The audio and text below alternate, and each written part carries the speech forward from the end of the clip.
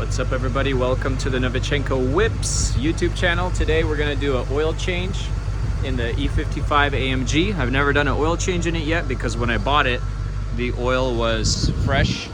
We're going to jump by the store and I'll show you what oil I'll probably run in it.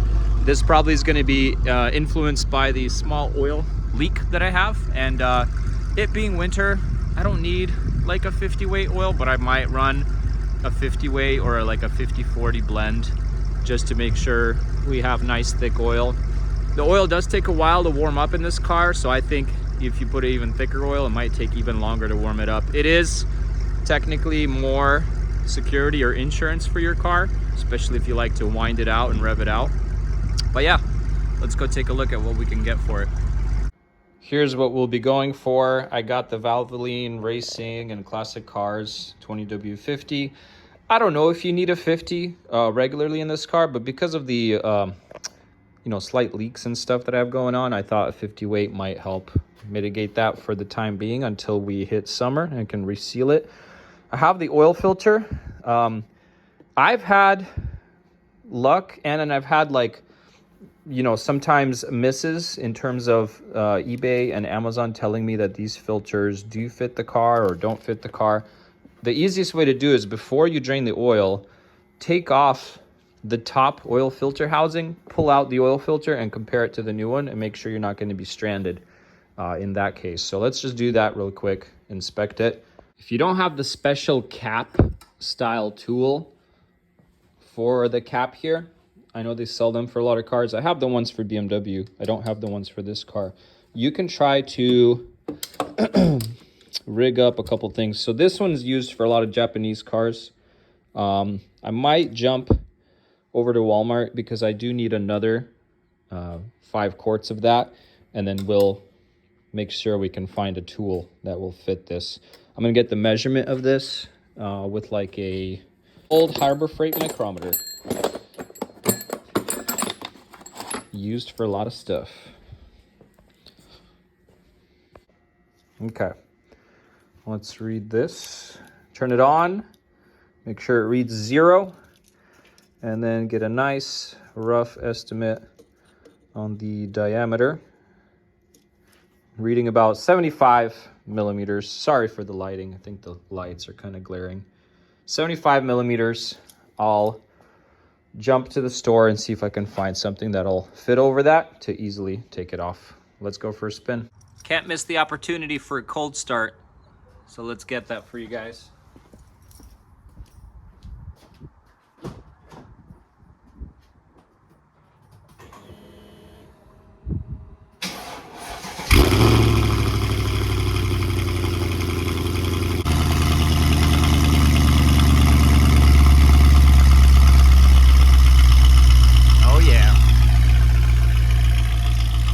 Car is pretty filthy. You know, we're in early January now. We'll have to get it cleaned up. Sounds like a boat. Hey buddy, are we going to the store? Yeah. Say what's up, say hi. Hi. You like this car? Yeah. Is it loud? No. No? What car is this? What car is this? Black. Black? Yeah. What kind of car? Mercedes? Mercedes. What else? Fast. Mercedes fast. That's what it is. Oh, Papa, a Cooper. A Cooper? Cooper. It's a Cooper, yeah, Mini Cooper. You're smart, man. You know all your cars. A Cooper. Woo! You like that? You're not scared? Okay, good. Cooper is gone. We're just driving to the store. Definitely spend a lot of time here, to be honest, with my... Here we are. So they sell these kind of strap tools, but I see that this one should work on a 74 to 76. So I'm gonna grab that because I like these type of cap tools. Okay, we're gonna go on the freeway, little buddy. Hopefully, no slowpoke PT Cruiser in front of us. Huh? Oh, yeah, it's going in front of us. This car, you see this car in front of us? It's called a PT Cruiser. Peter Toto. I know, right? PT Cruiser. You ready?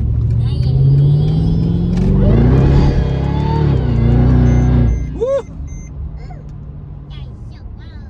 She's going. Give it a couple taps to seat it. It's not perfectly straight, but that's not what you're looking for per se. Let me also open the hood into the service mode. That way we'll get you more lighting. I really like how you can easily open this Mercedes hood into service mode so you're not bonking your head. Okay. Oh yeah, not crazy tight, which is good. So I'm doing this first because I don't want to drain the oil and then learn that my filter is not the correct size. So here we go. Ta-da! The filter looks fine. I'll pull it off and we can also inspect for any shavings. I actually see one small copper strand and I do not know what that is. Unless someone wasn't careful in installing this and got some debris on it, but I don't know what in the engine would cause a copper strand like that. Okay, I'm gonna lay this to the side for now. Let it drip drip on its own. I did make a mess. I apologize. I was more focused on the inspection of that thing. Definitely don't want anything to drop in there, so just be ultra careful. Woo! It's hot. Hot, hot, hot. I presume this oil is like a 530, seeing how watery it is. Oil is not extremely viscous when it's hot. Although the numbers, sound scary, 40 weight, 50 weight, it's not a humongous difference. Usually I've seen when you switch from one weight to the next, it can be a couple of PSI of oil pressure difference in the engine. So, but a little bit extra oil pressure never hurt anyone, especially for an aged car. So you'll see them sell thicker oils for slightly older cars.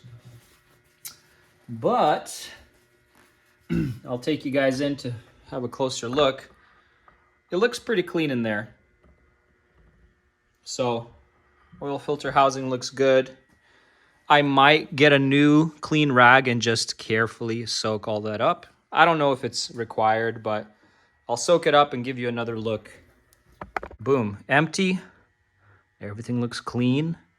Nothing questionable. And now I'll take you down there to install the new oil filter, the new O-rings, and then how to lube everything up. And we're gonna reinstall it on here. Just making sure. It's hot, but I wanna make sure with my finger I don't feel any friction or debris or little stuff on the threads, so that when we install the new O-rings, everything's gonna go on nice and smoothly. Come on down. The price is right. So this housing is interesting. Certain other German cars that I've experienced with, like BMW, they don't have this long rod, but I can see that it's hollow. And so, for example, it serves an important purpose, I presume. You can see there's an O-ring here. It's actually still very soft and it's not flat. A lot of times if you run the oil really, really long, these get really flat and floosy. So these look nice and thick. And I'll look at the new package, see what the quality of the new O-rings is. I think the new oil filter is like made in China. At least, I'm sure a lot of stuff is today. And even this O-ring right here is really nice and flexible and it's not droopy. So we'll see if we change those out. But the filter, you can see some of these sections have separated, which probably just means, it's used. The only issue I've seen with it is like right there. You see the little copper piece? I have no idea what that came off of. It's very small, but let's pull this off. So you pretty much just pull it off like that. You can inspect inside. Everything looks fine. Just gonna carefully, this is a clean box. It's not been on the ground. But it's a Bosch filter, good quality filter, made in Vietnam. I definitely think the Bosch stuff is really good. If we open it up, I see a couple small specks. So I presume, you know, there's been some friction going on in the engine. It's tiny, like 1 or 2 copper specks. So I'm sure, you know, we want additional oil pressure and protection for this engine to make sure our bearings don't keep wearing. So here we are. Here's the little baggie of O-rings. These all look near identical, same size presumably. And so of course this filter, comparing the diameters, looks identical. Height-wise, the total height is the same. You can see that. But this Bosch had more filter material, but the lips on this filter are bigger. So if I stand them side by side, they are pretty much the same thing. I'm also trying to inspect which direction you want to install it in. And on the Bosch, the lettering went in. And so I'll just try to fit the same on this one. Boom. Easy as that. Everything looks to be nice and tight. Of course, when you install it in the car, this will press up against the bottom of the housing and everything will be fine. Honestly, I don't even care to change these O-rings. They look near new. The previous owner told me they changed the oil right before I bought the car. The oil probably confirms that. It's not crazy dark, so it's at least a couple thousand on here. These rubbers feel really good. I would recommend changing these if you break one or rip one, taking it out. But even looking at these, they're not loose. Just still very malleable, very, very rubbery. If you feel that these are got like plasticky and brittle, and if you can tell, then definitely switch them out. But, you know, for sake of time and everything, because it takes, you gotta get a very thin pick or small flathead screwdriver and just pop those off, pop the new ones on, so on and so forth. So let's go try a test fit, shall we? I'll take you up here with me. There's our housing again, and then we just very carefully maneuver that in. And we can begin by just hand tightening. I think the one biggest thing that I would warn is just to carefully observe that the top O-ring doesn't get pinched anywhere. And of course, when you change your oil, you're gonna start your car again and let it warm up and observe for leaks. Okay, we've got our filter socket on. So I'm not gonna be applying any crazy torque, just one-handed. I'm not even tugging, I'm giving smooth. Did I break it? This thing is junk. Maybe I should go get I was literally giving it maybe 10, 15 foot-pounds. It touched, pretty much touched bottom where you would think it would seat fully. Here's where I ended up with the oil. Walmart didn't have any more Valvoline. So Valvoline 20W50, Mobil One 15W50. In the trunk, I have one of these. This is what I've added a couple times over the past several months when I've just wanted to top off my oil. So honestly, someone will tell you, never mix brands of oil or weights of oil. I'll tell you from, I guess, my experience, you're gonna be totally fine. Like, it's not that oil is oil, but these are both full synthetic blends. They're similar weights. Your car's not gonna blow up. You can buy these in bulk, but MOS2 anti-friction from Liqui Moly. I buy these because you can get like this pack for, I don't know, $20, $30, I forget. So that's my 2 cents. If you're just going for a Walmart oil, they don't have the exact oil. It's not the end of the world to mix a couple brands. Someone is going to argue with me in the comments, and that's okay. Let's get ready to drain. We know there are 2 drain plugs in there, and so I'm going to keep the fill cap on for now, because notoriously, right, when people change their oil, everything spills over because the current is too strong. What I like to do is undo the drain plug, let it start pouring, and when maybe the current dies down a little bit, I go and open the top cap, and then it lets the rest of it come out pretty freely, because there's no longer a vacuum in the engine. Couple tips, hopefully to avoid a mess. Not that this car doesn't already make a mess in my garage all the time. Look at that oil spill. Let's get to it. Here we are under the car. So Mercedes made it easy-ish. The first one is right here. It's either a 13 mil or you could use a 1/2 inch if you're in a pinch, but don't strip the bolt. So that's the one in the front of the engine. The one in the back is back there. So they have 2 drain plugs. Don't forget about that, because the sump has 2 kind of low points. This will only empty the front portion, and then we'll move on to the back.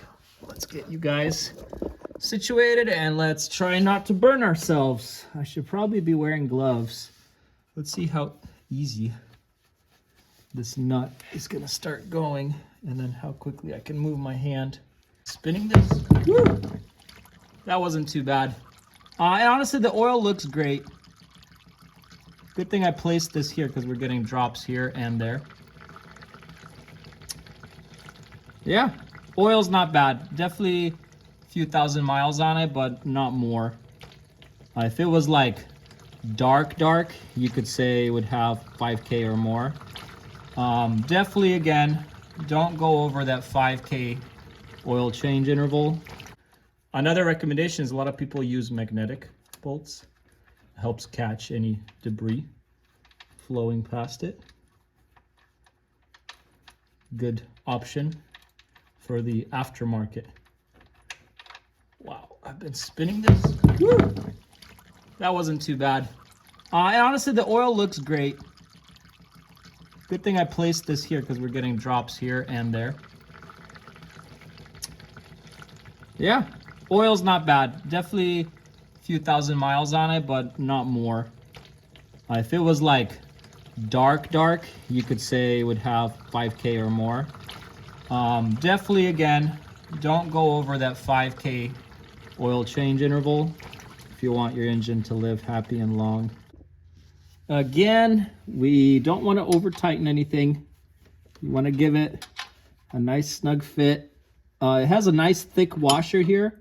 Sometimes cars come with copper washers, and on those, you want to most likely change those out for a new one. You can buy a set at any auto parts store. Okay, that's plenty tight. I just went very easy on it, kind of snugged it up. Don't want to overdo it. You could crack the pan, you could strip the thread, and that would be a horrendous bad day. Not a good day. We're gonna move to the back. Let's push this. Now that I'm moving further under the car, I probably want to throw some jack stands, just so right now I'm not fully under the car, but yeah, I'm gonna throw some jack stands under here, because safety first.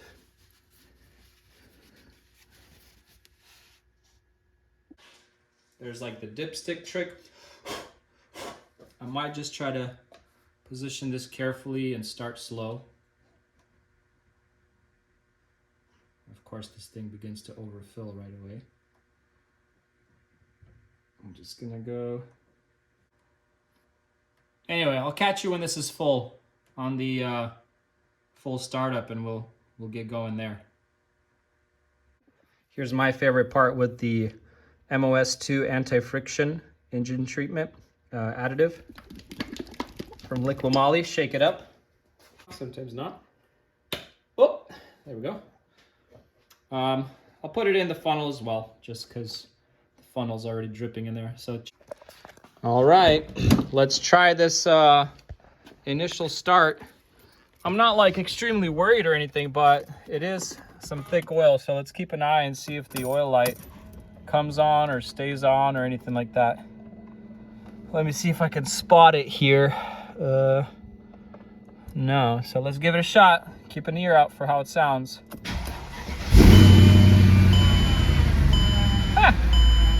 Sounds fine. Sounds normal as usual. Let's take a quick peek underneath.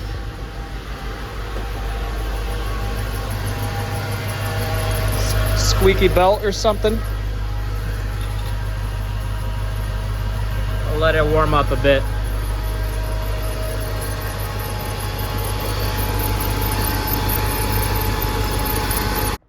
All right, car warmed up. Everything sounds nice and smooth. We're gonna check my oil level in the oil dip tube. I marked on this transmission style dipstick at what millimeter mark the oil level is healthy at, or I don't know if this is full or like mid-range, but this is where you want it at least. I think this is the low mark. It's like 144 millimeters.